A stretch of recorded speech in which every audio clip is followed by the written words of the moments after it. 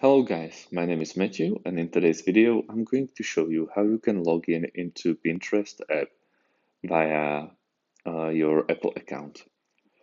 First of all, I'm using also the iPhone, so remember that, but it's perfectly doable on any Android device, I would say, or at least I presume. We want to go to the bottom right corner and now to the top right corner where the hexagon icon is. Now we want to pick the second option, which is account settings. And now there's a login options. We want to go to login options. And as you can see, there are three options you can pick from. Now let's go to the Apple. As you can see, this sign in will show up and we press continue. We are already signed in, and as you can see, you've added Apple as your login option.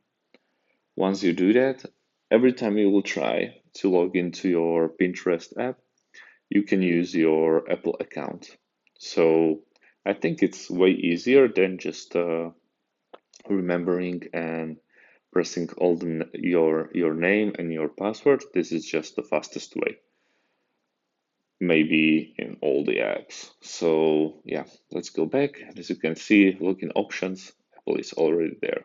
So thanks for watching.